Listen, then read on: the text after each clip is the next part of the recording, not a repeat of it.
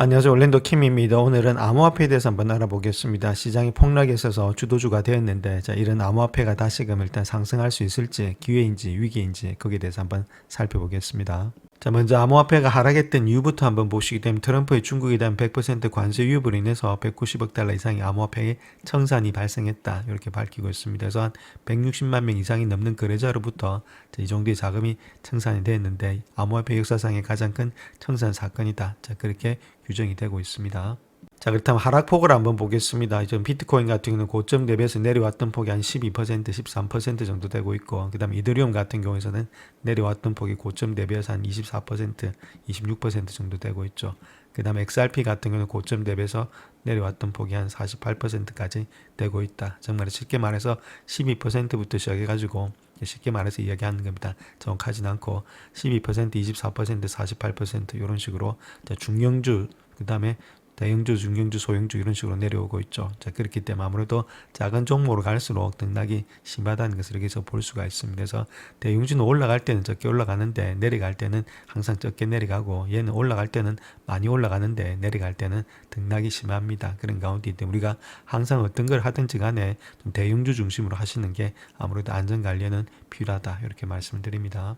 일단 비트코인 같은 경우에는 지금 이제 청산 규모가 어떻게 되냐 했을 때는 5에서 한 5.3조 정도 될 것으로 보여지고 있고, 이더리움은 한 4.4조, 그 다음 솔라나 한 2조, 그 다음에 러플은 한 4,700만 달러가 되지 않겠는가. 그 원인들을 한번 요약해 볼 것 같으면은 비트코인 같은 대중국 관세로 인해서 롱으로 너무 많이 쏠려 있었죠. 상승 쪽으로, 매수 쪽으로 너무 많이 쏠려 있었다는 겁니다. 그래서 유동성이 축소되면서 기술적 저항성이 좀 돌파가 실패됐다는 것들. 이거 첫 번째 문제였고, 이더리움 같은 경우는 BTC하고 급락이 연동이 됐다. 아무래도 비트코인이 하락하니까 이더리움도 같이 연동이 되겠죠. 기술적 약세, 레버리지가 많이 청산됐다는 것을. 그 다음 또 솔라나도 마찬가지입니다. 역시나 대량 청산되면서 유동성이 부족했고, 리플 역시도 기술적 약세, 시장의 패닉에 많이 동참을 했던 것이 레플이 되지 않겠는가. 그래서 패닉에 동참하다 보니까 더 많이 하락을 했다.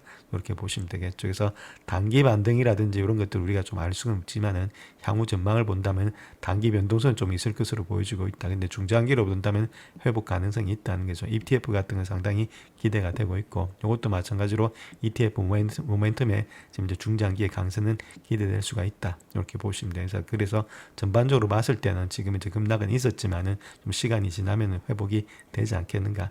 그렇게 보고 있습니다. 그래서 오늘 시장의 가장 큰 문제점은 비트코인 자체가 우상향되면서 아무래도 기관 매수라든지 ETF 승인 기대감 이런 것들이 많았죠. 그래서 과도한 롱 레버리지 포지션이 누적된 상태였다는 겁니다.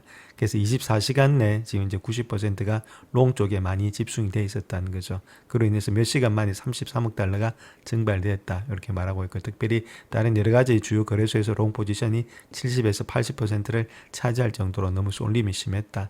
그로 인해서 아무래도 지금 쇼친 애들은 엄청나게 벌은 반면에 롱친 애들이 완전히 다 꼴고 나갔죠. 그래서 너무 많은 지금 레버리지가 과도했다는 겁니다. 그랬던 것은 10월 초에 옵션 만기라든지 이런 것들이 맞물리면서 시장 참여자가 미리 포지션을 정리하려는 움직임을 보였고, 그 다음 기술적인 저항선 이런 것들 돌파를 반복적으로 실패하면서 알고리즘 트레이딩의 기반으로서 자동 매도 신호, 손절매가 일시에 작동해서 낙폭이 확대됐다. 이것이 가장 큰 문제가 되겠죠.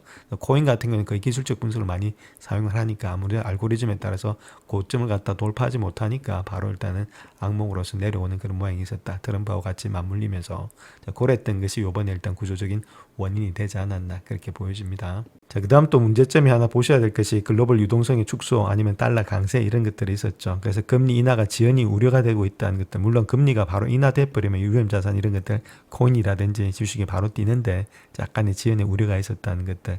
그로 인해서 또한 달러 인덱스도 99에서 100일선까지 빠르게 반등했다는 것. 달러가 반등한다는 이야기는 아무래도 달러 가치가 돈의 가치가 올라간다는 거죠. 돈의 가치가 올라간다는 금리가 올라간다는 이야기입니다. 그런데 지금 이제 뭐 바로 올라간다는 것은 아니겠지만은 금리 인하가 좀 지연이 되고 있다는 것들. 그로 인해서 암호화폐에서 자산에서 암호화폐는 안전자산에서 자금 유출이 좀 발생한 것이 아니겠는가. 심리가 많이 위축이 됐다는 거겠죠. 그 다음에 또 USDT라든지 이런 스테이블 코인의 거래량이 급감하면서 한국을 포함한 글로벌의 알트 시장 유입세도 상당히 일축이 됐다는 것들. 이런 것들이 복합적으로 지금 작용을 했다. 이렇게 밝히고 있습니다. 자, 그 다음 또 하나 보셔야 할 것이 거래량이 많이 부족했다는 거죠. 시장의 구조에 있던 부실적인 문제가 되고 있는데 2025년도 진입 이후에 국내 스테이블 코인의 거래량 자체가 한 달 새 80% 이상이 줄어들면서 유동성이 상당히 부족해진 상태가 되고 있다는 겁니다. 그래서 매도세에 비해서 매수세가 현저히 감소하면서 대량 레버리지의 정산이 지금 계속해서 일어나는 그런 반복적인 그런 가격의 괴리가 계속해서 일어나고 있다. 자, 이런 것들이 아무래도 지금 이제 매도세를 더욱더 강하게 가져갔다 이렇게 밝히고 있습니다. 자, 그 다음 또 지금 하락의 원인을 보시게 되면 거래소별의 리스크 관리 체계라든지 이런 것들 차이가 많으면서 유동성의 부족 현상 때문이었다 이렇게 말하고 있죠. 제가 이렇게 내려가는 이유를 계속해서 말씀을 드리는 이유는 이렇게 내려갔던 이유가 펀더멘탈로 내려간 건지 아니면 이제 사람의 심리 아니면 여러 가지 기관들의 문제점으로 내려가는 건지 자, 그런 것들을 알게 되면 지금이 바닥인지 그러니까 그런 것들을 알 수가 있으니까 우리가 내려갈 때 내려갔던 이유들을 계속해서 찾아보는 것이 중요하다 이렇게 말씀을 드립니다. 자, 바이낸스 같은 경우는 아무래도 글로벌 최대 규모의 거래소가 되고 있죠. 그래서 레버리지 규제도 어느 정도 있고 20배로 제한이 되고 있고 상대적으로 일단 극단적인 청산 비중은 좀 낮은 편이었다 이렇게 보시면 되겠죠. 자, 미국 같은 경우는 뭐 50배, 100배, 뭐 200배, 500배까지 있는 것도 있습니다. 이런 조그만 데들은 자, 그러니까 당연히 이런 것들만 내려가게 되면은 돈이 없어가지고 메꿀 사람들이 없다는 거죠. 그러니까 계속해서 더 내려갑니다. 받쳐줄 사람이 없으니까 내려갈 때 더 내려가 버린다는 거죠. 자, 그런 것들이 문제가 되고 있다는 것들. 자, 그다음 또 마찬가지로 이렇게 이제 디파이 파생 그래서 여기도 전체 롱으로 쏠림이 심했다는 겁니다. 롱으로 심했다는 이야기는 계속해서 위로 일단은 계속 레버리지 걸면서 가고 있었는데 한순간에 유동성이 고갈되는 모습을 보이면서 아무래도 이런 것들이 청산 비율이 78%에 달했다 이렇게 밝히고 있죠. 그 다음에 다른 소규모 거래소는 뭐 말할 것도 없습니다. 청산 비율이 상당히 높아면서 보호장치가 부족했다 이렇게 밝히고 있습니다. 이런 것들이 문제점으로 인해서 주가가 많이 하락이 되었다 그렇게 이야기를 하고 있습니다. 자, 그 내용이 어디 있냐면 러플이 있죠. 러플 자체가 여기서 일단 지금 사람들이 틀었는데 그게 받아줄 세력이 없으니까 유동성도 부족하고 이러다 보니까 어디까지 내려냐면 2.3까지 내려왔습니다. 즉 말해서 2.4에서 거래된 건지 2.3까지 엄청나게 내려왔죠. 그래서 이게 1초입니다. 1초 뭐 10초도 아니고 1초 1세컨 만에 이렇게 내려왔다는 겁니다. 1세컨 만에 한 4%가 빠져버렸다. 자, 받쳐줄 세력이 없다는 겁니다. 그만큼 유동성도 부족했고 상당히 일단 롱으로 많이 했는데 자, 이렇게 급락이 나타나는 모습들이 이런 데서 있었다 이렇게 보시면 되겠죠. 1분도 아니고 지금 10초도 아니고 1초 만에 이만큼 내려왔다는 거겠죠. 자, 그 정도로 일단 취약하다 그렇게 보시면 되겠습니다. 그래서 유동성이 일단 부족 현상이 있는데 시장 구조상에서 본다면 전통 거래소와는 달리 암호화폐 시장 자체는 24시간 7데이 운용이 되고 있는데 오더북이 상당히 얇다는 거겠죠. 그래서 이렇게 오더북이 많으면 좋은데 밑에까지 얼마밖에 안 있으니까 이런 것들 한번 일단 매도해버리면 밑에까지 쭉 다 털려버린다는 겁니다. 아까 보셨듯이 1초 만에 자, 그런 것들. 그 다음 또 해외 자금의 이탈이라는 특성에 따라서 대규모 변동성 매수 매도의 쏠림이 발생 시에서 유동성이 급격하게 줄이기 때문에 추가 하락 또 연속적인 상승 이런 것들이 발생할 가능성이 많이 있다. 자, 이런 것들이 상당히 문제점이 되고 있다 이렇게 밝히고 있습니다. 자, 일단 가장 중요한 것은 장기 반응이라든지 회복 가능성에 대해서 한번 봐야 되겠죠. 그래서 과거 사례 비춰본다면 80% 이상이 급락한 후에 통상 3개월 후에는 조금씩 다 반등이 되고 있다. 그렇게 보시면 되겠고, 자, 그래서 그런 이유는 아무래도 기관 자금이 꾸준히 또 유입될 가능성이 많기 때문이다. 이렇게 보시면 되겠죠. 특별히 미국의 3대 법안이 있죠. 이런 것들 스테이블 코인의 제도와 디지털 자산의 거래소의 규제 명확화, 그러니까 CBDC의 금지 이런 것들이 통과되면서 제도권 금융 자금 자체가 블루칩 자산으로서 접근이 가능해졌다. 이런 환경이 구축이 되고 있고 다른 것보다는 지금 이제 기업들에서 이런 것들을 전략적인 자산으로 계속해서 가져가고자 하는 것이 비트코인 이런 것들이 되고 있죠. 자, 그런 가운데이기 때문에 그런 데서 자금이 많이 들어오니까 일시적으로 이렇게 투매되는 것들은 아무래도 충분히 단기적인 반등으로 인해서 주가는 반등할 수 있지 않겠는가. 코인의 가격이 자, 그렇게 현재로서는 보여지고 있습니다. 자, 그 다음 또 좀 깊이 있게 한번 본다면 AI라든지 에너지, 그 다음 ESG 이런 테마와 구조적인 연계가 되고 있는 것이 아무래도 암호화폐가 되지 않겠는가 그렇게 볼 수 있는데 2025년도 암호화폐 시장의 차세대 트렌드를 본다면 AI 통합이라든지 에너지 ESG와의 연계가 되고 있다. 그래서 블록체인 상에서 AI 서비스가 오라클 이런 것들의 형태로 탑재가 되고 있다는 거죠. 뭐 데이터 오픈 마켓이라든지 사기 감지 이런 것들. 그래서 거래 신호, 리스크 모델, 트레이딩이라든지 디파이 자동화까지 범용성으로 확장이 되고 있다는 것들.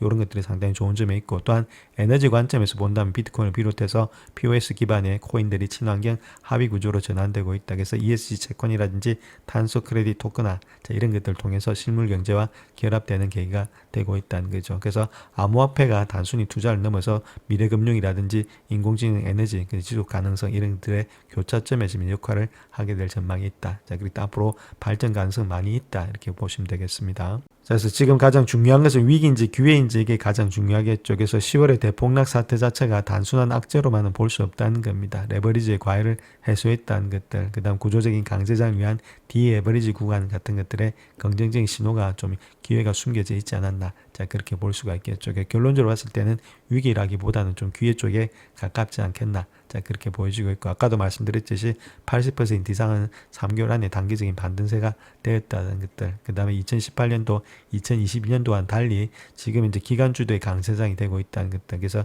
기초적인 체력이 회복될 가능성이 상당히 많다는 것들, 그다음 실물 채택이라든지 이렇게 미래금융의 확장성이 AI라든지 블록체인을 통해서 나타날 수 있다는 것들, 자, 이런 것들을 봤을 때는 아무래도 좀 기회 쪽에 좀 가깝지 않겠나 그렇게 보여지고 있습니다. 그래서 결론적으로 봤을 때 10월 10일에 암호화폐 시장의 대규모 청산 사태 자체가 한순간의 투매라든지 공포와 일단 결코 일시적인 해프닝은 아니다. 그렇게 밝히고 있죠. 물론 이런 것들 다 포함이 되고 있는데, 자, 그 안에 직접적으로 들어가서 보면은 거시경책이 있다는 겁니다. 미중의 무역 분쟁, 금리 환경 이런 것들도 작용이 되고 있고, 시장 구조, 레버리지에 일단 쏠림이라든지 아무래도 콜로 쏠림되고 있다는 것들, 그 다음 유동성 부족들, 그 다음 제도금융의 혁신이라든지 ETF 도입이라든지 AI 에너지 연계 이런 것들이 교집합에서 다 일단 비롯된 구조적인 변화의 신호였다. 이렇게 밝히고 있죠. 그래서 이런 것들이 펀더멘탈이 있었고, 그에 따라서 또다시 한 번 더 내려갔던 것은 사람들의 심리가 되지 않았나. 자, 그렇게 볼 수가 있겠죠. 물론 단기적인 가격의 급락이라든지 대규모의 롱천산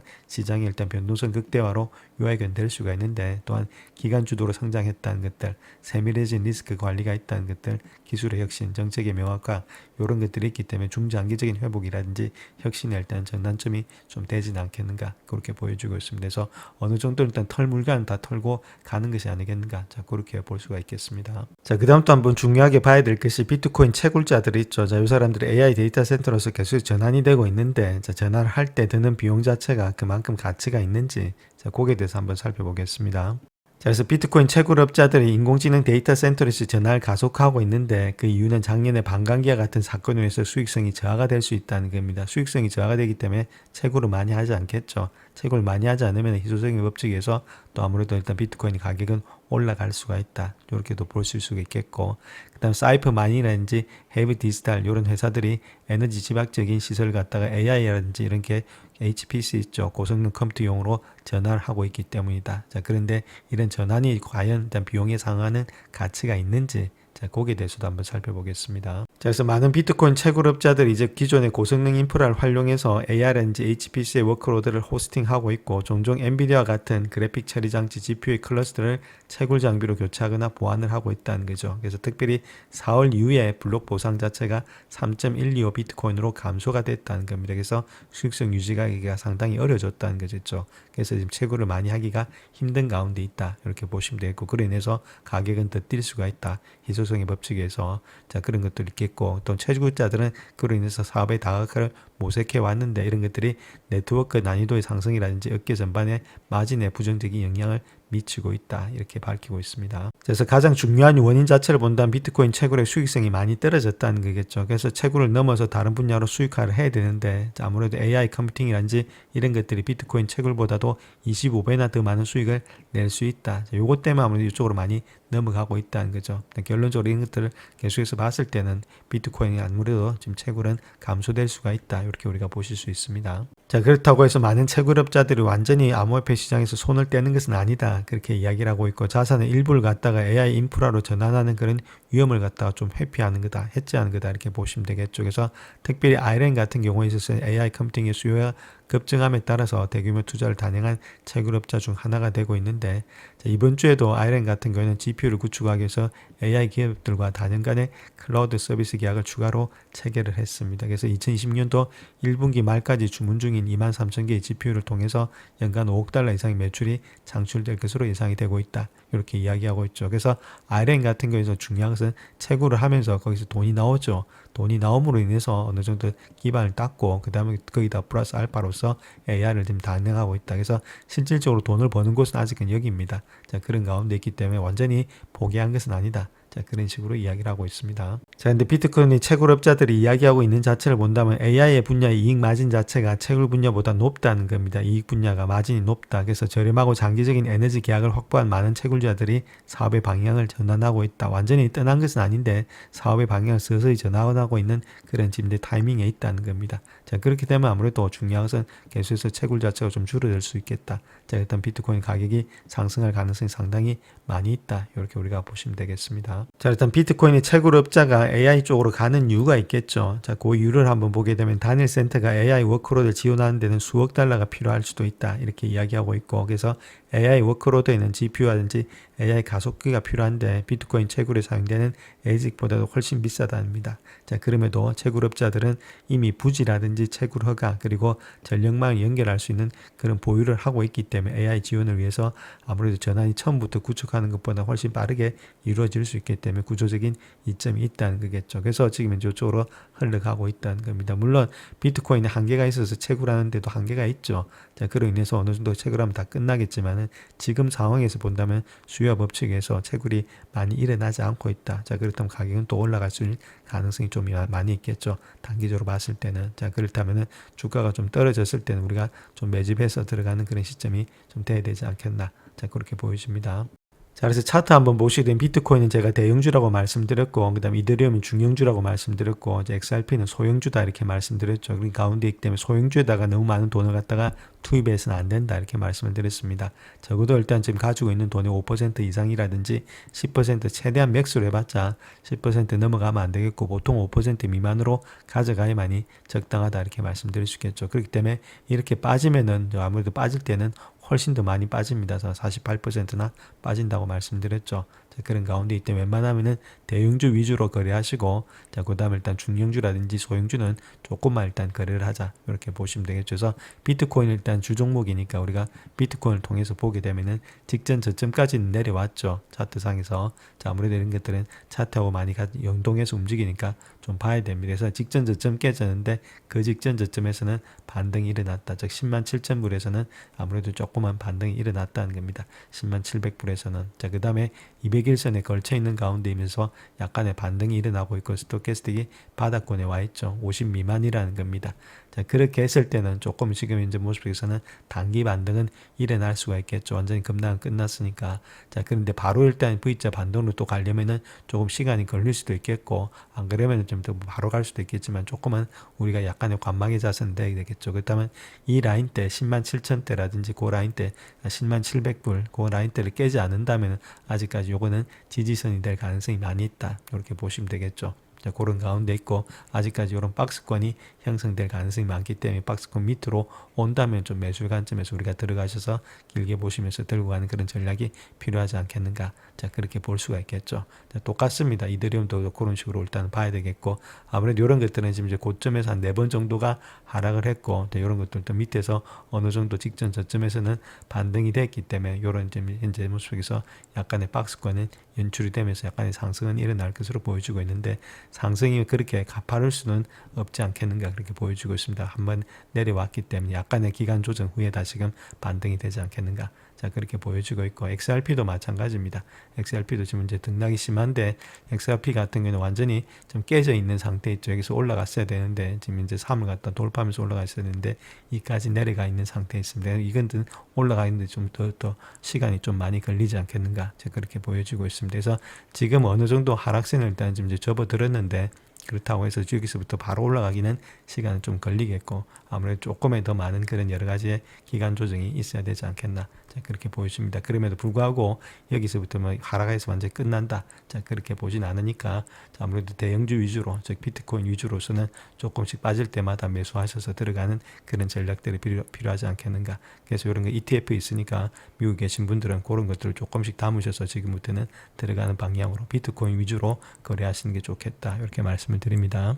영상을 끝까지 시청해 주셔서 감사합니다. 영상이 도움이 되셨다면 구독과 좋아요 부탁드립니다. 감사합니다.